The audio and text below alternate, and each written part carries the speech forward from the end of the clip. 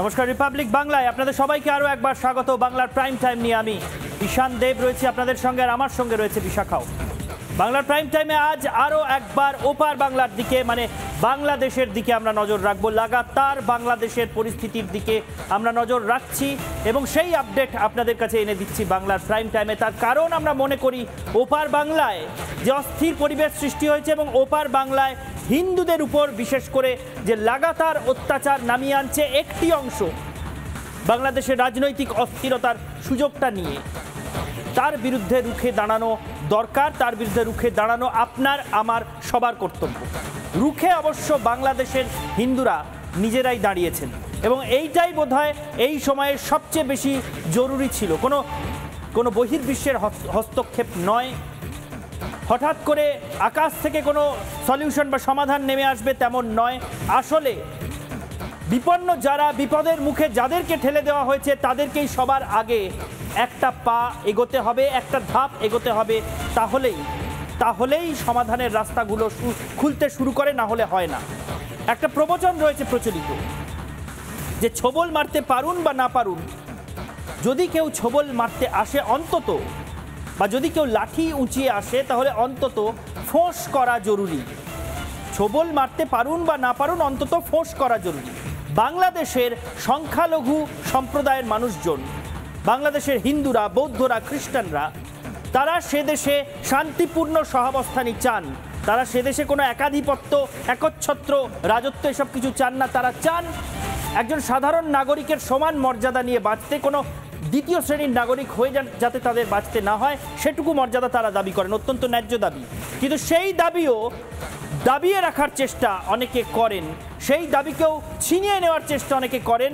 হিন্দুদের, বৌদ্ধদের, খ্রিস্টানদের ওই দেশে বারবার নানা সুযোগে, নানা অছিলায় দ্বিতীয় তৃতীয় শ্রেণীর নাগরিকে পরিণত করার চেষ্টা একটা চলতে থাকে। কিন্তু হিন্দুরা এবার ফোঁস করলেন। শুধু হিন্দুরা নন, অন্যান্য সম্প্রদায় রুখে দাঁড়াচ্ছে, বৌদ্ধরাও পথে নেমেছেন। সেই ফোঁসটা করেছেন বলেই বাংলাদেশে পরিস্থিতি আস্তে আস্তে বদলাচ্ছে। ঐক্যবদ্ধ সংখ্যালঘু সম্প্রদায়, ঐক্যবদ্ধ সনাতনী শক্তি বাংলাদেশের রাস্তায় রাস্তায়, বাংলাদেশের শহরে শহরে, জেলায় জেলায় এই মুহূর্তে জনগর্জনের চেহারা তৈরি করছে। যে কারণে বাংলাদেশের অন্তর্বর্তী সরকারকেও এবার ভাবতে হচ্ছে যে এই সংকটকে আর অবহেলা করলে চলবে না। এই সংকটের মোকাবিলায় সরকারের দায়িত্ব নিতেই হবে এবং এই সংকটের নিরসনে সরকারকে সক্রিয় হতেই হবে। এই নিয়ে বিশদ তথ্য এবং ছবি এবং বাংলাদেশের অন্তর্বর্তী সরকার কি বলছে সব কিছু আপনাদের দেখাবো বাংলার প্রাইম টাইম। আমাদের দেয়ালে পিঠ থেকে গিয়েছে। আমরা আর এই নির্যাতন, ধর্ষণ, আমাদের উপর যে জুলুম হয় এটা আর আমরা মেনে নেব না।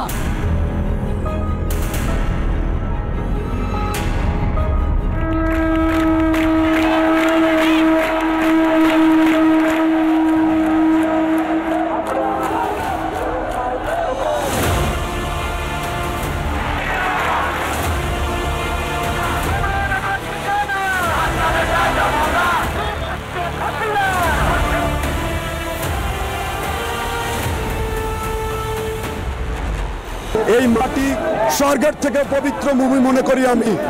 এই মাটি আমার, এই জন্মভূমি আমার।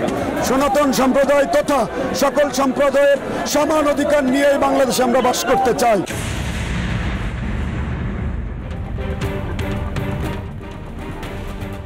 হাতে হাতে প্ল্যাকার্ড, ফেস্টুন, ব্যানার, আর তাতে লেখা আমার মাটি আমার মা, বাংলাদেশ ছাড়ব না। গোপালগঞ্জ থেকে গাইবান্ধা, খুলনা থেকে পিরোজপুর, দিকে দিকে হাজার হাজার লক্ষ লক্ষ হিন্দু সনাতনীদের মিছিল আর বুকে দেশকে আঁকড়ে ধরে রাখার প্রত্যয়।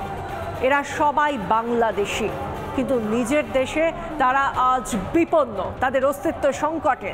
তাদের এই মাসখানেক আগে পর্যন্ত সমস্ত কিছু ছিল, তারপর দেশে যেই হিংসার আগুন জ্বলতে শুরু করলো তার আঁচ এসে পড়লো তাদের গায়ে, তাদের সংসারে। এক সপ্তাহ সময় চলে গেছে, এখনো পর্যন্ত শেখ হাসিনা বাংলাদেশ ছেড়ে চলে গিয়েছেন। সেখানকার প্রধানমন্ত্রীরা শেখ হাসিনা নেই। দেশের নতুন অন্তর্বর্তী সরকারও বেশ কিছুদিন হলো তৈরি হয়ে গেছে। সরকারের প্রধান উপদেষ্টা মোহাম্মদ ইউনূস শপথ গ্রহণের ঠিক আগে আবেগতাড়িত হয়ে চোখে জল নিয়ে বলেছিলেন সংখ্যালঘুদের ওপর হামলা হলে তিনি নাকি পদত্যাগ করবেন। হামলা বন্ধ হয়নি, না তিনি পদত্যাগ করেছেন। বোধহয় ছেলে ভোলানো কিছু কথা বলেছিলেন সেই সময়, অনেক দিন পরে তিনি প্যারিস থেকে বাংলাদেশে এসেছিলেন, তো সেই সময় বাংলাদেশে আগুন জ্বলছিল, ছাত্র আন্দোলনের নামে যে আন্দোলনকারীরা তার সামনে ছিলেন তাদের ভোলানোর জন্যই বোধহয় তিনি বলেছিলেন। কিন্তু একবারই তো নয়, ফের তিনি বললেন সংখ্যালঘুদের উপর অত্যাচার যেন না হয়। তবে ওই একই ছবি আজও তিনি শিক্ষকের মতো বললেন, সরকার পরিবর্তনের কারিগর আন্দোলনকারীরা শুনলেন তার কথা, বাস ওই পর্যন্তই, ওইটুকুই। আজও নিপীড়িত সংখ্যালঘুরা বাংলাদেশে আজও তারা নিপীড়িত। কাতারে কাতারে মানুষ আজও মিছিল করলেন নিজেদের প্রতিরোধ গড়ে তুলতে। বাঁচতে হবে তো, সংখ্যালঘু বলে তো দেশ তাদের নয়, এটা হতে পারে না। বিশাল মিছিল, মুখে রাম নাম আর স্লোগান, তুমি কে আমি কে, বাঙালি বাঙালি। আর তারাও বাংলাদেশি, এটাও তারা বলতে ভুললেন না। দেশটা তাদেরও, কারো অধিকার নেই তাদের নিজেদের দেশ থেকে ঘর ছাড়া করার। প্রথমে ছবিগুলো দেখে নেব। যে কথা আমি আর বিশাখা বারবার বলছি যে বাংলাদেশে হিন্দুরা, বাংলাদেশের সংখ্যালঘু সম্প্রদায় এবার রাস্তায় নামতে শুরু করেছেন। গত বেশ কয়েকদিন ধরে ঢাকা, খুলনা, বরিশাল, যশোর, চট্টগ্রাম, পিরোজপুর, গোপালগঞ্জ নানা অংশে হিন্দুরা হাজারে হাজারে সংখ্যায় রাস্তায় নামছেন। কোনো দিন দেশ জুড়ে জমায়েতের পরিমাণ, জমায়েতের সংখ্যা, জমায়েতকারীদের সংখ্যা লক্ষ লক্ষ ছাড়িয়ে যাচ্ছে। এই ঐক্য অনেক আগে যদি দেখাতে পারতেন তাহলে বোধহয় বাংলাদেশের হিন্দুদেরকে সফট টার্গেট ভেবে কেউ আক্রমণ চালাতে পারতেন না। ছবিগুলো দেখে নিন, সেই ঐক্যের ছবি দেখে নিন, সেই অভূতপূর্ব ঐক্যের ছবি। এখানে শ্রী শ্রী হরিচাঁদ ঠাকুর মতুয়া সংঘের ব্যানার হাতে নিয়ে হাজার হাজার মানুষ রাস্তায় নেমেছেন। এটা গোপালগঞ্জ। সেখানে দেখুন মতুয়াদের যে পতাকা আমরা এদেশে দেখতে পাই, সেই মতুয়া পতাকা, লাল সাদা পতাকা রয়েছে, বাংলাদেশের নিজস্ব জাতীয় পতাকা রয়েছে এবং গেরুয়া পতাকা, ওং চিহ্ন সম্বলিত গেরুয়া পতাকা নিয়ে তারা রাস্তায় নেমেছেন।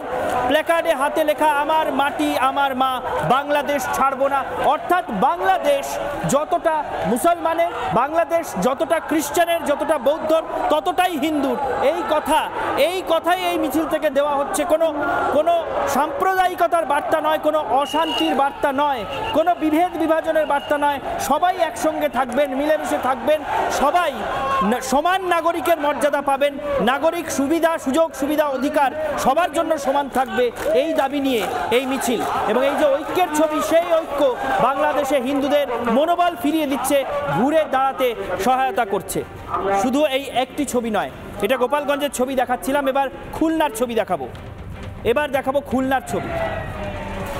এই জমায়েত যেটা দেখতে পাচ্ছেন, অজস্র মাথা ওপর থেকে নেওয়া টপ শট, অজস্র মাথা, জনসমুদ্র, এইটা বাংলাদেশের খুলনার ছবি। খুলনা বাংলাদেশের তৃতীয় বৃহত্তম মহানগর এবং খুলনা অঞ্চলটা শুরু হয় আমাদের বনগাঁর ওপারে, পেট্রাপোল পেরিয়ে বেনাপোল দিয়ে ঢুকলেই যে অঞ্চল শুরু হয় সেটাই খুলনা এবং তার পার্শ্ববর্তী অঞ্চল। খুলনা শহরে কি বিপুল সংখ্যক সনাতনী জমায়েত তথা জনগর্জন, সেই ছবিটা দেখুন। এইটা খুলনার ছবি। বাংলাদেশে এবারের এই জমায়েতগুলোতে একটা প্রতীকী কর্মসূচি সব জায়গায় নেওয়া হচ্ছে, সেটা হলো শঙ্খধ্বনি। মহাভারতে বা প্রাচীনকালে যে কোনো যুদ্ধ শুরুর আগে যেভাবে শঙ্খধ্বনি করা হতো, যেভাবে শ্রীকৃষ্ণের সেই শঙ্খধ্বনির কথা আমরা বারবার পড়েছি, দেখেছি, এখানে কোনো যুদ্ধের বার্তা দেওয়া না হলেও যুদ্ধের জন্য যে প্রস্তুত, যারা অত্যাচারিত তারা যে প্রয়োজনে এবার প্রতিরোধে প্রস্তুত, সেই বার্তাটা দেওয়া হচ্ছে শঙ্খধ্বনির মাধ্যমে। শঙ্খধ্বনির মাধ্যমে বুঝিয়ে দেওয়া হচ্ছে এবার গর্জন করার প্রয়োজন হলে গর্জন করবেন বাংলাদেশের সনাতনীরা, হিন্দুরা। এই সেই ছবি। এই ছবি দেখলেন। এবার আরো একটা ছবি দেখুন, এটা গোপালগঞ্জে ছিল, এবার খুলনায় একইভাবে সমস্ত কর্মসূচিতে শঙ্খধ্বনি হচ্ছে। সেই আওয়াজটা শুনে নিন।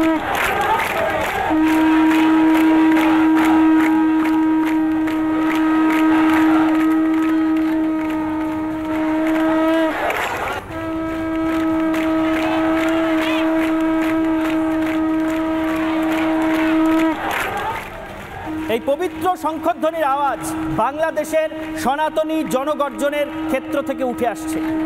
বাংলাদেশের মাটি থেকে এই পবিত্র শঙ্খধ্বনির আওয়াজ উঠে আসছে, তার কারণ এতদিন যাদের নিপীড়িত করে রাখা যাবে বলে বাংলাদেশের একটি মৌলবাদী অংশ ভাবছিল, সবাই নন, বাংলাদেশের একটি মৌলবাদী উগ্রবাদী অংশ বারবার সংখ্যালঘুদের যারা টার্গেট করেন, নিশানা করেন যে কোনো অস্থিরতার সুযোগ নিয়ে, তারা ভাবছিলেন এদের দাবিয়ে রাখা যাবে, কিন্তু এই শঙ্খধ্বনি বুঝিয়ে দিচ্ছে যে দাবিয়ে রাখা আর যাবে না। শুধু হিন্দুরা নন, বৌদ্ধরাও পথে নেমেছেন। চট্টগ্রামে বৌদ্ধরা কিভাবে পথে নেমেছেন, বৌদ্ধ সন্ন্যাসীরা রাস্তায় নেমেছেন, সেই ছবি দেখুন সেই ছবি। বৌদ্ধ সন্ন্যাসীরা সেই সাধু বেশে, সেই সন্ন্যাসী বেশে রাস্তায় নেমেছেন। বৌদ্ধ ধর্মাবলম্বী মানুষ তাদের সামনে রেখে বিপুল জমায়েত করেছেন চট্টগ্রামের মাটিতে, অর্থাৎ বাংলাদেশের মাটিতে শুধুমাত্র হিন্দুরা নন, হিন্দু, বৌদ্ধ, খ্রিস্টান সমস্ত সংখ্যালঘু সম্প্রদায় এক জায়গায় এসে রাস্তায় নেমে প্রতিবাদ করে বুঝিয়ে দিচ্ছেন এই অনর্থক অযথা অত্যাচার, রক্তপাত দিনের পর দিন আর মেনে নেওয়া হবে না। মানুষ এখন রাস্তায় নামছেন, এরপর প্রয়োজনে প্রতিরোধ করবেন। এই ছবি সে কথা বলে দিচ্ছে, তাই নয় কি বিশাখা? একদমই তাই। আমরা সেই ছবিগুলো দেখাচ্ছিলাম যেখানে বাংলাদেশের সংখ্যালঘুরা হিন্দু হতে পারেন, তারা বৌদ্ধ হতে পারেন, তারা খ্রিস্টান হতে পারেন, এবং সেই জায়গা থেকে তারা বলছেন যে এটা তো একটা দেশ, এই দেশ তো আমারও, এটা তো আমারও জন্মভূমি, আমি হিন্দু হতে পারি, আমি মুসলিম হতে পারি, আমি অন্য কোনো ধর্মাবলম্বী মানুষ হতে পারি, কিন্তু এই মাটিটা আমার কাছেও ততটাই পবিত্র যতটা অন্য ধর্মাবলম্বী কারোর কাছে। এবং কোনোভাবেই কোনো রাষ্ট্র ধর্মের পোশাক পরিয়ে দিয়ে সেখানে একেবারে দাগিয়ে দেওয়া যায় না যে এটা শুধুমাত্র কোনো একটি নির্দিষ্ট সম্প্রদায়েরই রাষ্ট্র আর বাকিদের রাষ্ট্র নয়। যে ছবিগুলো আমরা দেখতে পাচ্ছি একটার পর একটা দেখাবো, যেখানে হিন্দু জাগরণের ছবিটা আমরা দেখতে পাচ্ছি বাংলাদেশের মাটিতে। এটা ৭১ সাল নয় যে তারা এক কাপড়ে রাতারাতি বাড়ি ঘর সংসার সমস্ত কিছু ছেড়ে চলে আসবেন। এটা ২৪ সাল, এবং যদি সত্যি নতুন বাংলাদেশ হয় তাহলে এই নতুন বাংলাদেশের হিন্দুরাও কিন্তু নতুনভাবে তৈরি আছেন যাতে নিজেদের প্রতিষ্ঠা নিজেরা তৈরি করতে পারেন। আমরা সেই ছবিগুলো দেখতে পাচ্ছি। একেবারে যে ছবিতে দেখা যাচ্ছে একেবারে পতাকা নিয়ে বাংলাদেশের জাতীয় পতাকা থেকে শুরু করে নিজেদের ইষ্ট দেবতার নাম স্মরণ করে তাদের হাতে সেই পতাকা এবং মুখে সেই স্লোগান, বাংলাদেশটা তাদেরও। একবার যদি তাদের এই স্লোগানটা শোনানো যায়, কারণ নারী কণ্ঠে এই স্লোগান কিভাবে সোচ্চার হচ্ছেন তারা, সেটাও আমরা শোনানোর চেষ্টা করব। এই স্লোগানগুলো সত্যি শোনার মতো, কিন্তু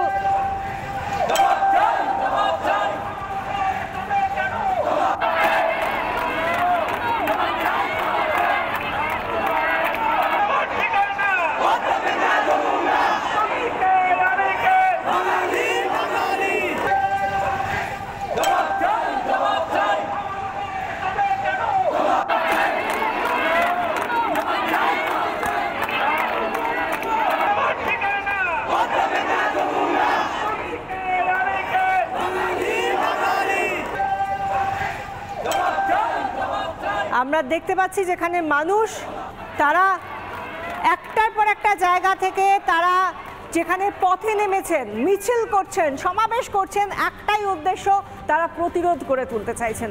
কিন্তু যেভাবে আমরা দেখলাম বাংলাদেশে যে সমকালীন সংকট তৈরি হয়েছে, সাম্প্রতিক যে সংকট তৈরি হয়েছে, যে কারণে তাদের ঘর বাড়ি ভাঙা হচ্ছে, তাদের জীবন বিপন্ন হয়ে যাচ্ছে, তাদের সংসারে যেভাবে আগুন লাগিয়ে দেওয়া হচ্ছে, সেই জায়গা থেকে এই ঘটনা কেন ঘটছে, কি বলা হচ্ছে বিশেষজ্ঞ মহলের তরফ থেকে, শুনুন।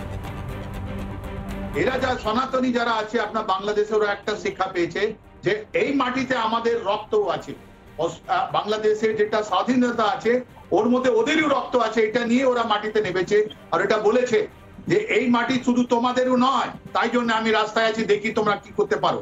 আর এটা খুব ভালো, আমি বলছি এটা খুব ভালো অ্যাওয়েকেনিং, এটা খুব ভালো রিবাউন্ড একটা আমরা বলি এটাকে। বাংলাদেশে যেটা হয়েছে, আপনাদের অত্যাচার হয়েছে, যেটা হিংসা হয়েছে, এটা আর হবে না, এটা আমার পুরো বিশ্বাস। শুনলেন আর কে শ্রীবাস্তবের বক্তব্য শুনলেন। সত্যি তিনি একদমই ঠিক বলছেন যে এইভাবে রুখে দাঁড়ানোটাই বাংলাদেশে জরুরি ছিল। রুখে দাঁড়াচ্ছিলেন না হিন্দুরা, সেই জন্য বাংলাদেশে বারবার তাদেরকে সফট টার্গেট মনে করে নেওয়া হচ্ছিল, মনে হচ্ছিল নরম মাটি যখন তখন আঁচড়ে দেওয়া যায়।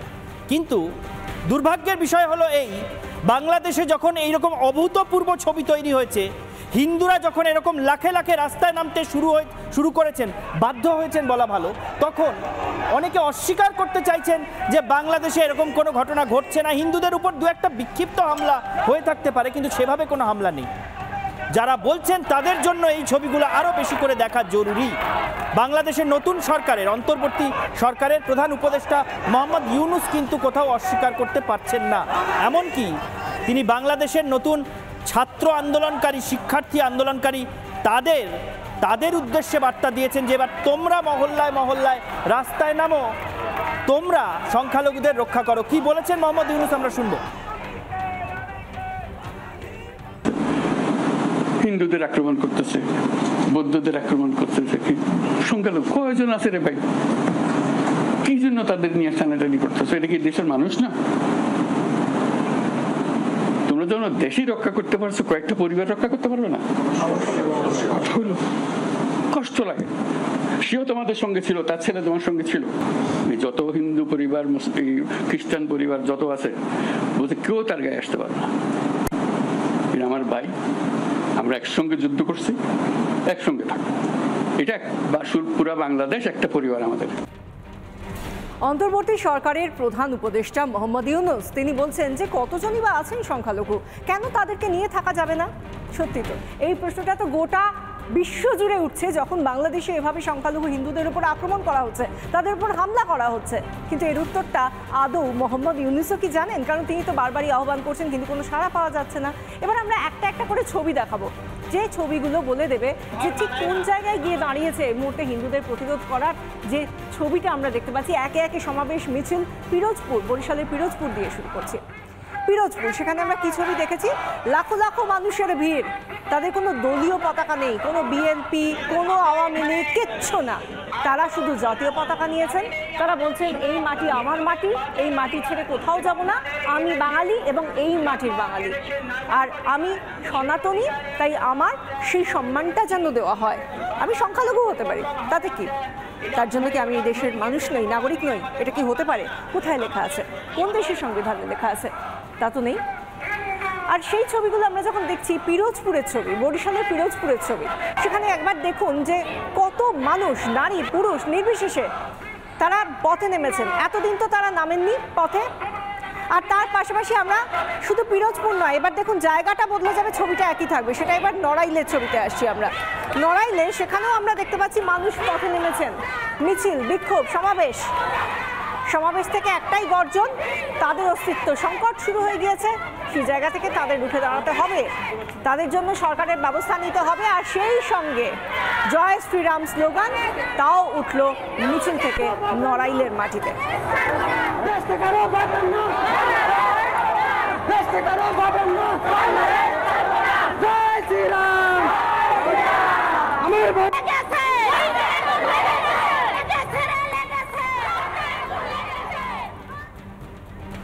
বাংলাদেশের নতুন অন্তর্বর্তী সরকার, তারা অবশ্য শান্তি ফেরাতে আগ্রহী বলে মনে হচ্ছে অন্তত তাদের কথাবার্তায়।